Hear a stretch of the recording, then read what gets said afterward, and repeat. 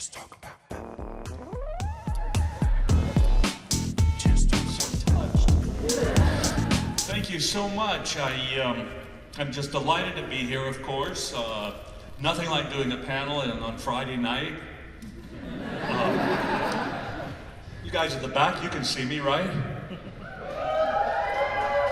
Well, there really is no one in the back. Well, just promise me one thing. You will not go to Jason Momoa's panel tomorrow. Yeah, not happening.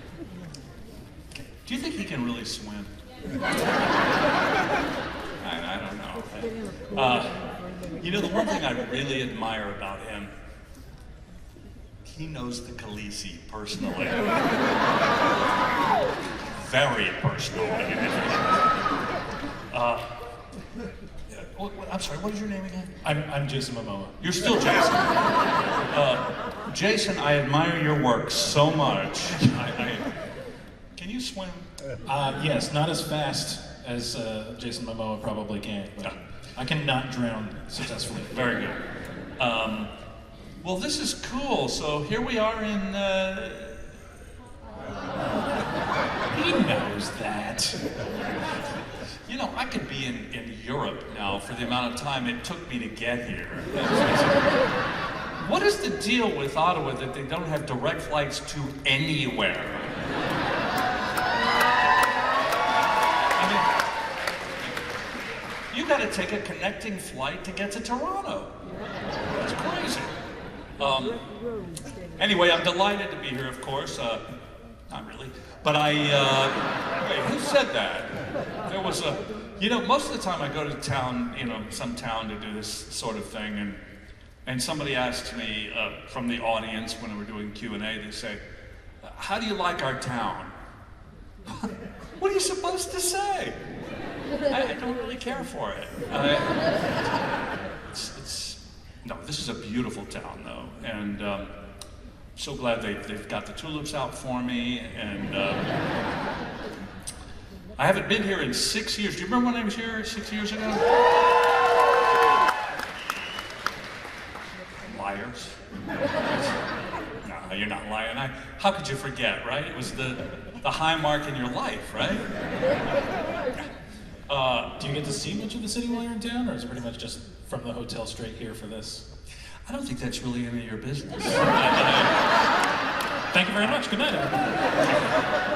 No, I see a little bit of it. I walked around this morning. Did anybody see me walking around this morning? We're here. No, you were here.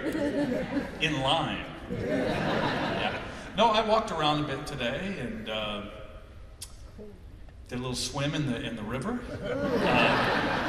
Would you say you're faster or slower than Jason Momoa in the water?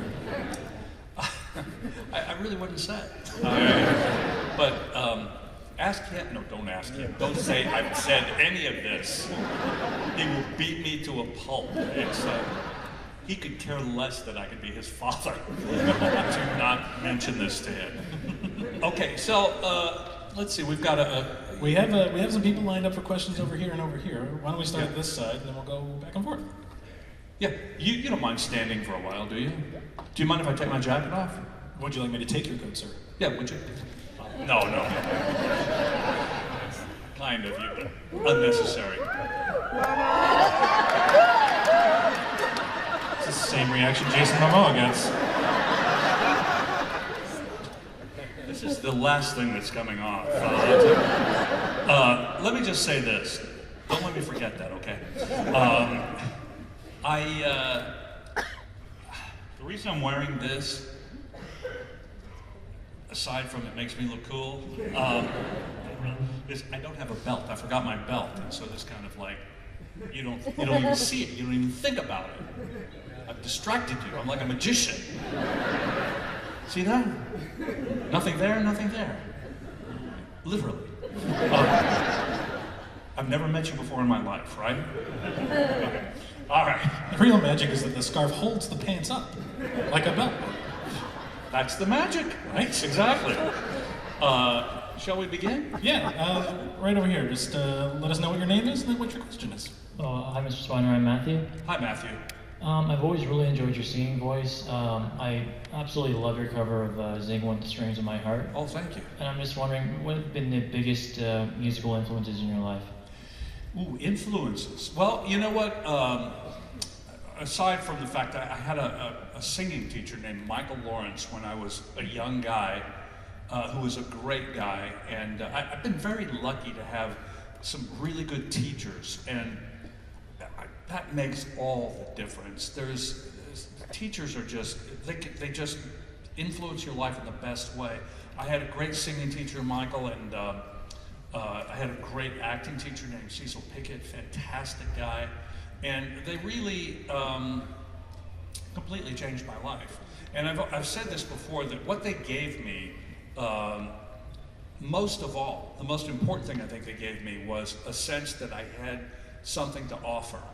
And if you can get that from somebody when you're a young guy, it's so valuable. And just in terms of who I've appreciated, everyone.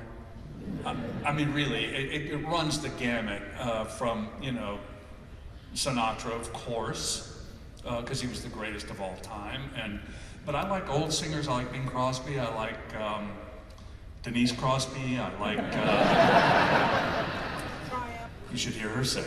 But Roy Orbison and Harry Nilsson and just so many people. It's just too many to even say. It's like actors. I like everyone who's ever acted, in general.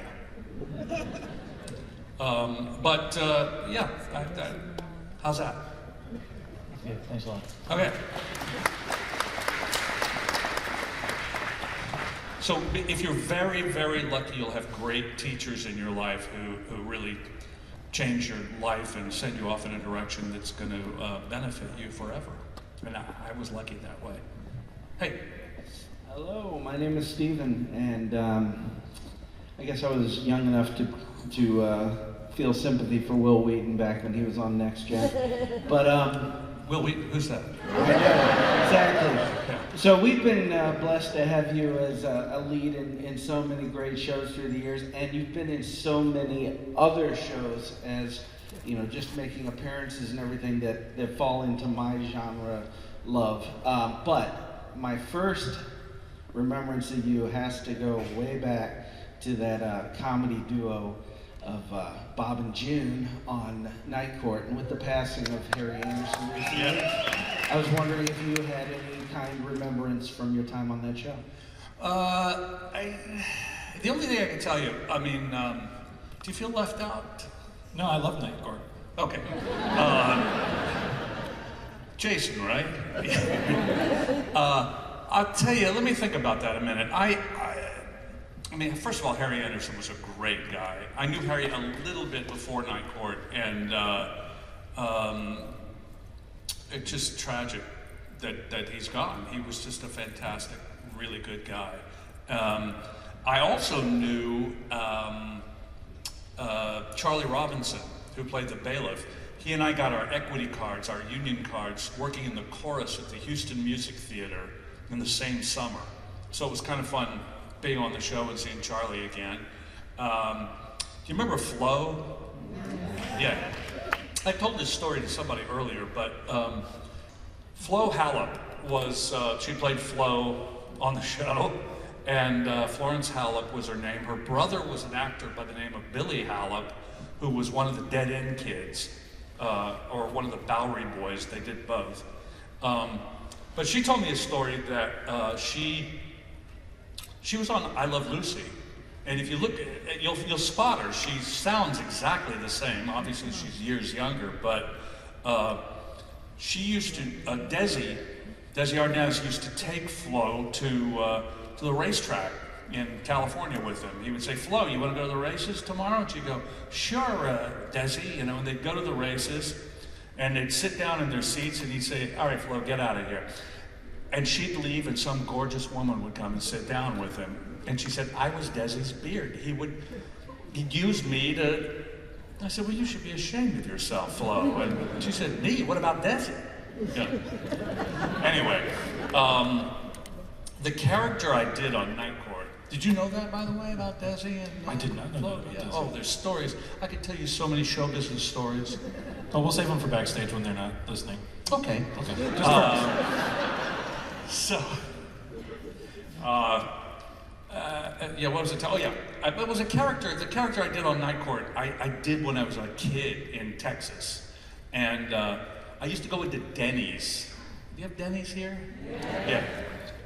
Is there still Denny's? Yeah. So I used to go into Denny's and with my friends late at night, and the server would come over and she'd say, "Can I help you?" And I'd say, "I'd like a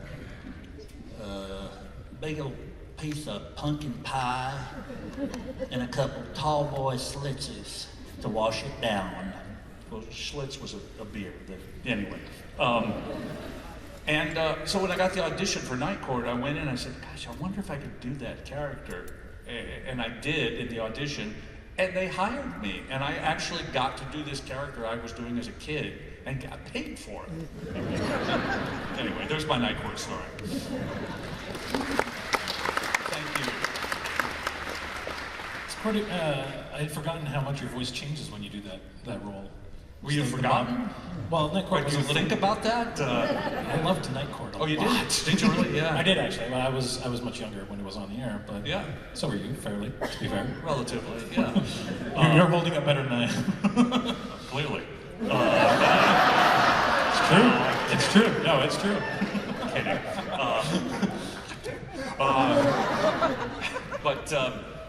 Yeah, that was a really fun show to do. Reinhold Wiggy was the name of the guy who created the show, and it was always funny.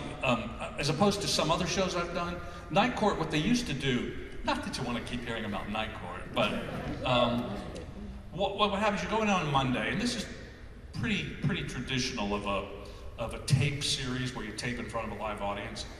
You go in on Monday, you read through the script and with the cast, and then they tell you go home. And then the writers take it and they rewrite, and then you come back the next day and you read it again.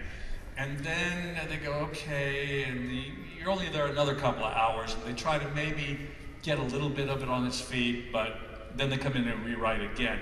Night Court, they were rewriting all the way up until like 5 minutes before we did the show.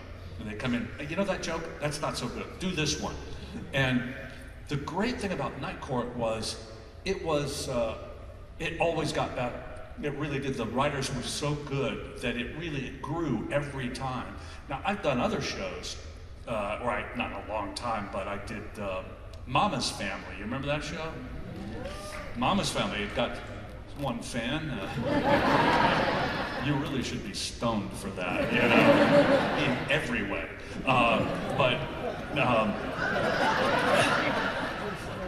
Mama's Family, you come in on Monday, you read through the script, they say, okay, go home. Friday, when you tape the show, it sounded exactly like it did on Monday. It never got any better. It was Mama's Family. Okay. Anyway, I mentioned the voices. You've done a fair bit of voice acting as well. I've done a little voice acting. Yeah. How do you approach a voice role? Do you have to see the character before the voice comes to you, or just from reading the script you kind of get an idea? Here's what it is. I show up and I say, "How's this? Does this sound good?" And they go, "No, that's not good." "Well, how's this? How's this? Is that okay?" No, how do I know? But I've done a fair bit. I was on, did you ever hear of Star Wars? Do you know Star Wars? Has anyone in this room ever heard of Star Wars? Yeah, I was on Star Wars Rebels, which was and the way that worked was they called me and they said, "Can you do an English accent?" And I said, "Yeah." And they said, "Can you sound kind of like David Niven?" And I said, "Yeah, I could get close, you know." And so I did David Niven. And then when I'd seen the character and everything, they drew the character. The character looked exactly like David Niven. So if he'd been alive, they'd have gotten him. But fortunately for me, Terrific. Yeah. I think we have another audience question. Hi.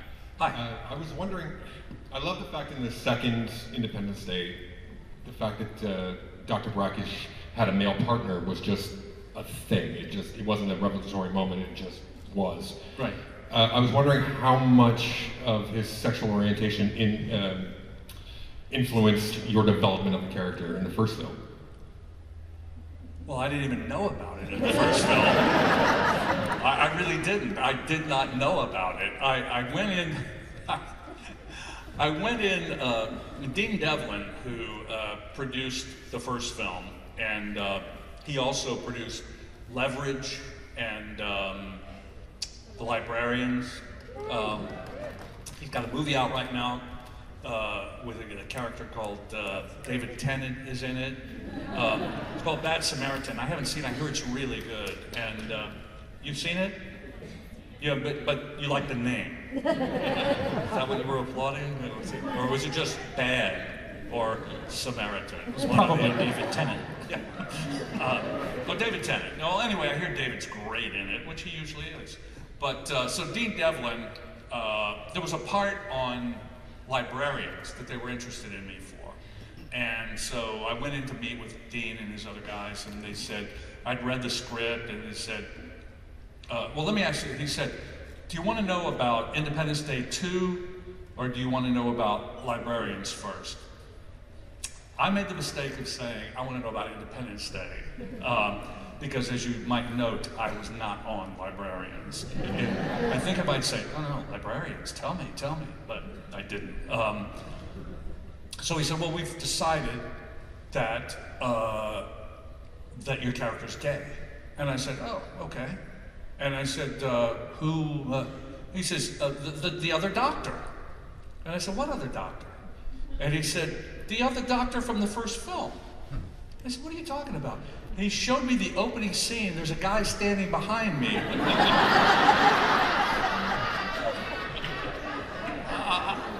I didn't even know he was there. But we were lovers. Actually, that's happened to me before. You know, anyway, John Story is his name. He's a terrific actor. He was really good in the movie, I thought. And unfortunately, when we do Independence Day 3, which, no thanks to you, we still might do.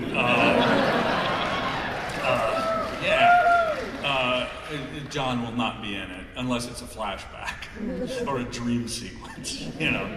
But so now I had no idea, but that was fine. It was, you know what the deal was the director felt that there were all these love stories in the movie and all these romances in the movie, and he wasn't being personally represented at all. And I think he was absolutely right to do that. Yeah, thanks. You know, I'm forcing you to stand. If you want to sit, I mean, if you don't. I have to get my steps in, so. Yeah, that's what I'm doing. I'm getting my steps in, exactly. I'm going for 50,000 today. I walked here from Toronto, by the way. I want to look as good as you do. I gotta stay on my feet. Keep moving. Forget it. And that ship has already been lost. Okay. He knows I love him. Just like the guy who's standing behind me. Okay. Let's go to another Hi. number. Hey. Hi, how are you? Good, how are you? Only a little terrified. Oh, are you? Yeah. Just a little? A tad. You should try being up here. Yeah. Well, I could ask for a hug, you know? Sure, I'll come out and hug you. No, not yet. Well, he is so much nicer than me.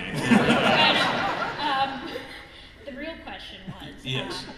because when I was a kid, I always wondered when I would watch the episodes when, in Star Trek: The Next Generation, when you had the cat Spot. Mhm. Every other episode, it was a different cat. How do you know? Well, they had different markings.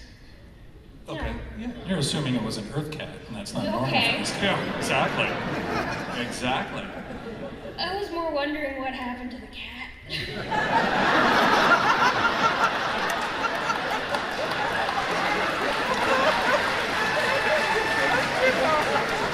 believe he's still working. Exactly. No, you do know that was like 30 years ago, right? Yes. And I know cats live long lives, but I have a feeling. Like, what made it like you had to change it between like 2 episodes? Oh, I see. That was not really my call. No. But here, I'll tell you the first spot number 1. It was like, did you ever see Bewitched? It was a very similar situation. One of the other actors didn't like Spot and had him fired. No names. But he played a Klingon.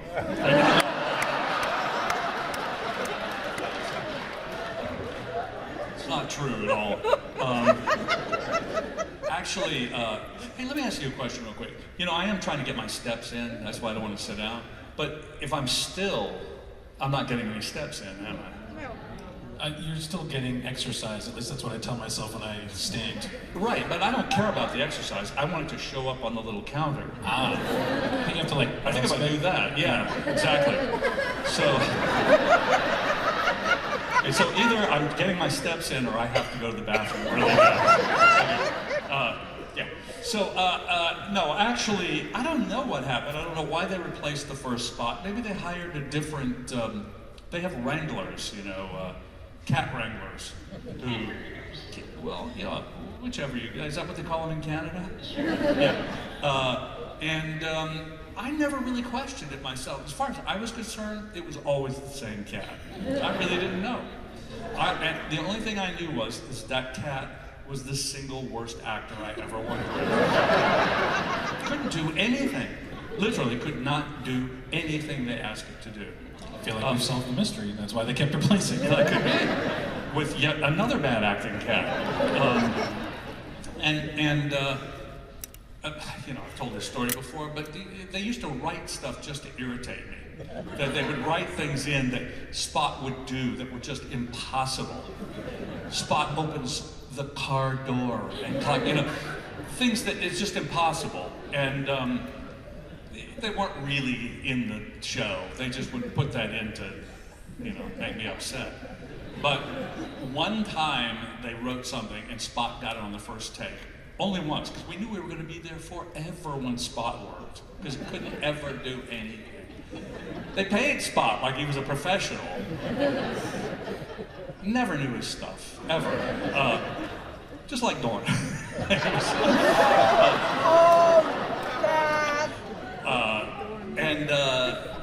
But they wrote this one thing for Spot that it said, Spot eats tuna out of a can. And he got it on the first take. Or she. I'm not sure which one it was that week. But thank you for your observation. All right. So you mentioned other shows like Leverage and Librarians. Yeah. Is it a coincidence that both of those episodes were directed by Jonathan Frakes? What episodes? I did an episode of Librarians that Jonathan directed. Yeah, and one in Leverage as well. Did I? No, I did a Leverage that Jonathan directed. Did I do a Librarians too? Well, you're credited as Puck in one episode. Did he direct that episode? Yes. I never saw him. I really didn't. I came in and it was. Did I work with John Larroquette in that episode? Yes. Yeah, I never saw him either. But I remember him from Night Court. And I remember Jonathan from Leverage. I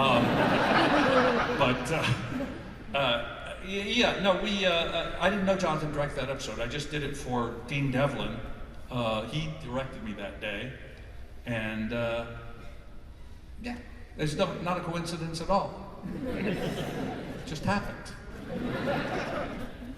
And actually, it was to play this character Puck, and I said to Dean, I played a character Puck on Gargoyles, and I said,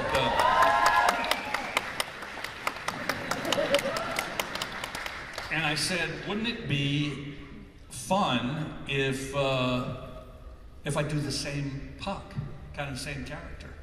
And I don't know what Puck looked like in Librarians because I didn't see it, but he said, yeah, I thought it'd be fun for the fans who were Gargoyles fans, and just a little wink, I heard a story that became a thing on Gargoyles. They were trying to get as many Next Generation actors on that show as they possibly could. Yeah, after a while. It is true. They hired many of them. I'm not sure if was Gates ever on. No, I don't think so. You, Marina, and Jonathan Frakes, Michael Dorn, yeah, were the ones I remember. Was Will Wheaton on? Probably wishes he was on. Who is Will Wheaton, by the way? I think I'll sit down now. I'm getting overheated, as you can tell. Okay. I think I like the couch better. No, I'm kidding. I'm kidding. I'm willing to share it. No. You say that now, but where are we? This side? Yeah, that side. We're over at this side now. Yeah. Hi. The last time that you were here, you did an amazing impression of Patrick Stewart for us because he didn't show up. Well, he's still never shown up. So I want to thank you for coming back. To be fair, he wasn't even invited this time. Yes. I'm just wondering if you've been working on any other new impressions. I just told myself a funnier joke than I'm going to tell you. No, I'm still working on my Patrick. You have to get it just so.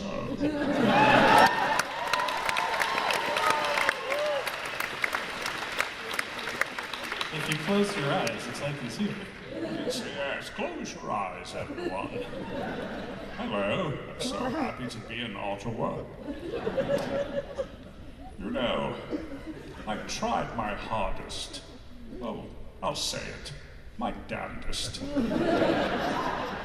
Never to come here.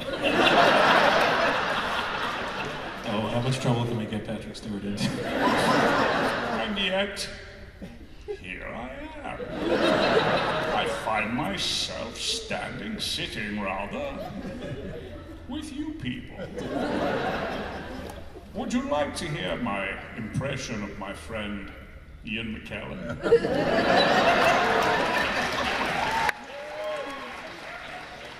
Hello.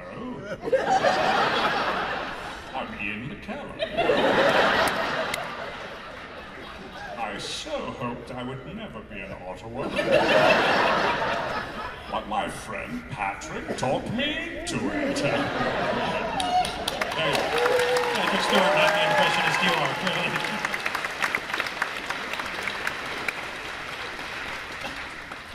That was uncannily good. I just wanted to It's the only one I do, by the way. Well, I do two. I do Patrick and I do Ian McKellen. Bit of a Michael Dorn earlier for a hassle. Yeah. Not, just go as low as you can for that one. That's all you do. All right, over here. How do I follow that up now? With a Will Wheaton impression. If you got one, go for it. It's really bad. Yeah, that sounds just like him. So I actually do remember you from 6 years ago when you were here. So I've had some amazing ComicCon experiences. I've hung with William Shatner, lightsabers on stage with Ray Park. Like I've Skyped with Leonard Nimoy here. I've had incredible ones. But after 6 years, you are actually a story for me as well. And I'm going to tell you real quick. Okay. Can you guys leave? It's not private. Oh, okay. All right. So long story short, I messed up, 1 day passed, couldn't get anything, couldn't see anybody. I decided last minute to do a photo op for the first time, and you were there. It was literally the last 5 minutes of con. We ran in and got a photo with you, so you sort of were our photo cherry, if I had to say it. My first. A little private. No, nobody explained that to the children sitting next to you. So you were actually my first, but what I'm getting at is I walked in all excited, first celebrity, going to say hi, went and put my hand out, and you looked at me and gave me a fist bump. So for 6 years now, I've been saying my Brent Spiner stories, he gave me a fist bump. So my mission this weekend is to get a handshake at some point. Yeah, I'll come shake your hand. Yeah, go for it. You've had the burn count like 8 times, Jason, sorry. I don't shake hands if I can avoid it. And sometimes people surprise me, which is the only way you're going to get a handshake, is because I just, here's the thing.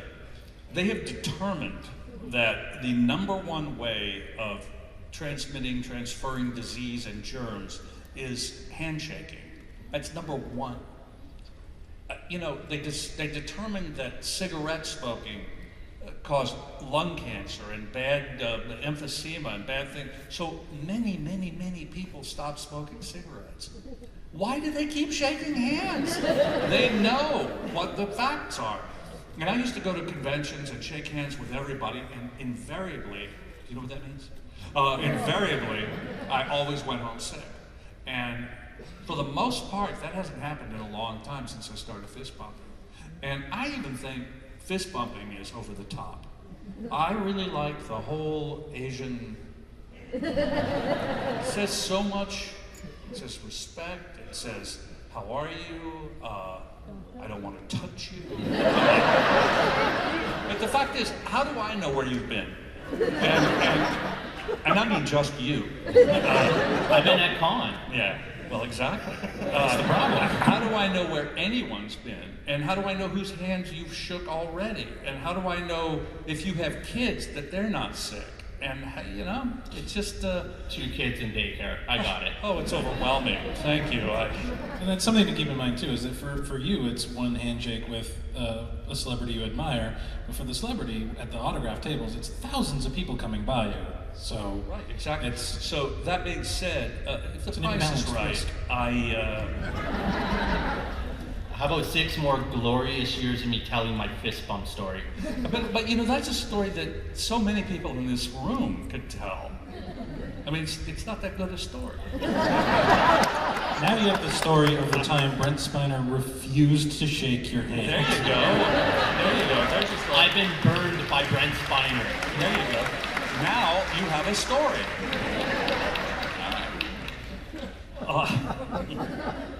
Any other awkward requests to make?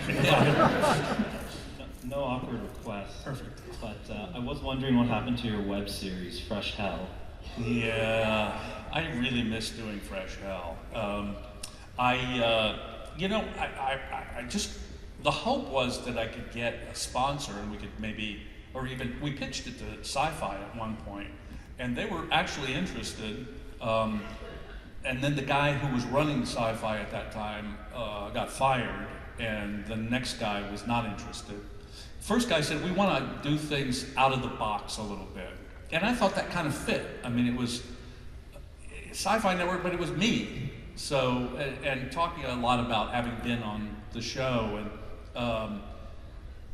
the next guy came in, he says, we want to go back in the box. So we're not interested. But you know what, I just couldn't keep paying for it. And I was having to do that. And I did just do a short that is kind of Fresh Hell light in a way. I mean, Fresh Hell was edgy and really funny, I thought. But this is lighter. I have a couple songs in it, but it's about me still. And I am no longer acting. I'm now teaching acting in some college in somewhere in California.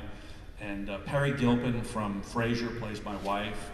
And we're going to pitch it around, see if we can get a bite on it. And if we can, the first thing I'm going to do is try to get the writer from Fresh Hell on it, because he was a really funny guy. Not that the people who wrote this aren't funny, but he was hilarious.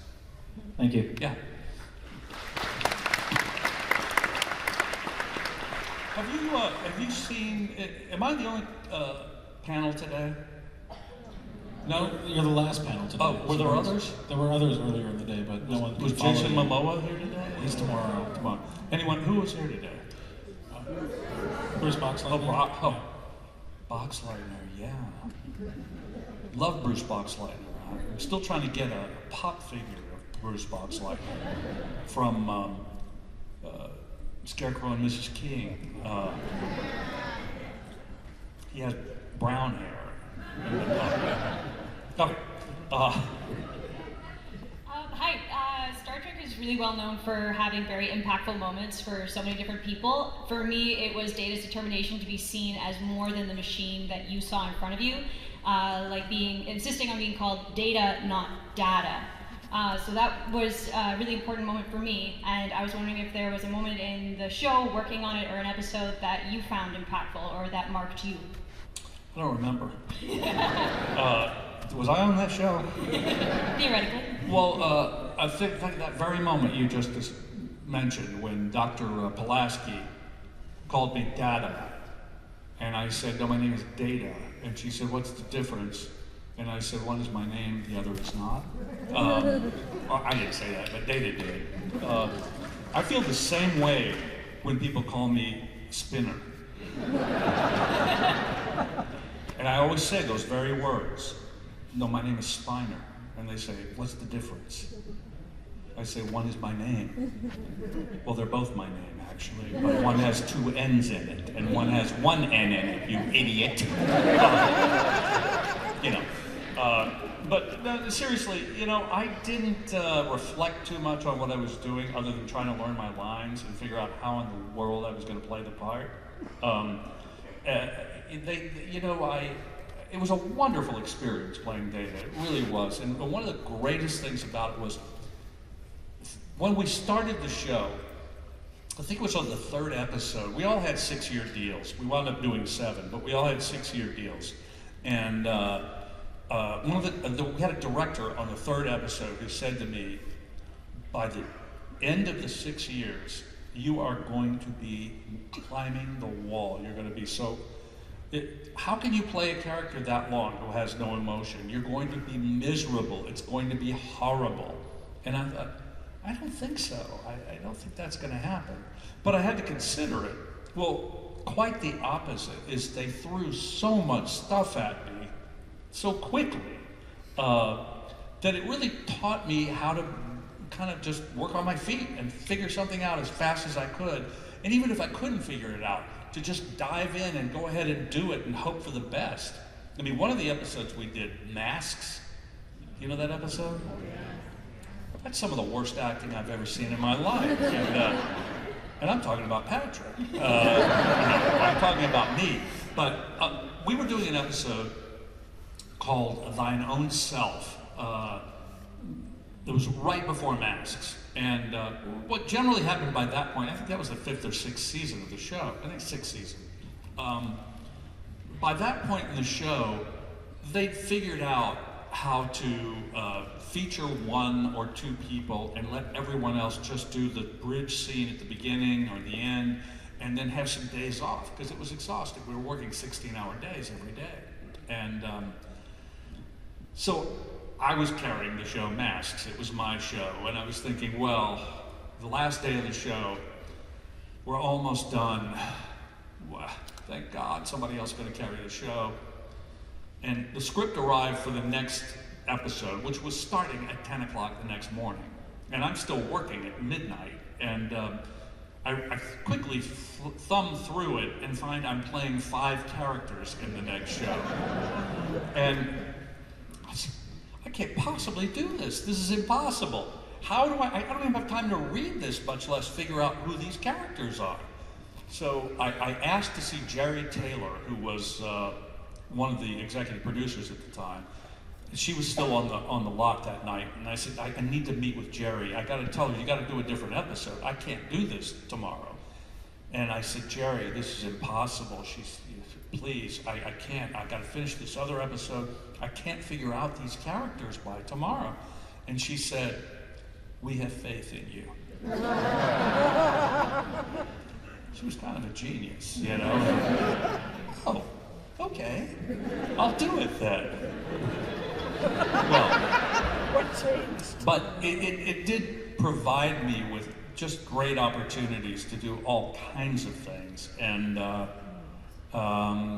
It just never was a limiting character at all. It was completely the opposite. I was unlimited in what I could do. You were the most human character on the show, and it was beautiful. Oh, thank you. I appreciate that. I can't believe they gave you a script for 10 hours before start time. That's insane. Well, sadly, we only have a couple minutes left, but I can see that the lines are fairly short at this point, so if we can do like truncated versions of your questions. Well, what do we have, 3 people? 1 and just, 2 if you just all yell your questions out at exactly the same time. You know what, I'm thinking, let's just leave 1 out. No, I'm kidding. We'll get 3 questions. Let's do it. Yeah. Hello. Hi. Hi. I couldn't help but notice that you left the first movie I ever saw you in out of the intro, and that was Master of Disguise, where you played Devlin Bowman. A classic. That's classic. a classic film, right? Absolute classic. You know what I think about Master of Disguise? Have any of you seen Master of Disguise? Yeah. It goes like this for me. Citizen Kane, Schindler's List, Master of Disguise. Wait a minute. No. Citizen Kane, Master of Disguise. Okay. And then Star Trek Nemesis. Yeah. An audience favorite. Yeah, I wanted to ask about how often do you really run into fans for that movie? Because I don't really hear much about it nowadays. You don't? No, not really. Not to this side. Well, why would you? I mean, you weren't in it. You weren't in the movie. All the fans are in disguise. Exactly. No, I would say 6-7 times a day. Really? No. Okay. But every now and then somebody will come up and say, talk to the hand. Or, I'm a turtle, whatever. You know, it was Dana Carvey. Who wouldn't want to be in that movie? I did. I had a good time doing that movie. The movie makes no sense. No, it's just a fun, good time. Yeah, but just to truncate it a little bit, Adam Sandler produced that movie, and Adam has a group who always works for him. Same guys direct and same crew every time. And he did this movie as a favor to Dana because Dana wrote the movie and he wanted to do it for him. And so he had his group and he said, all right, we're going to get ready to do this movie, Master of Disguise.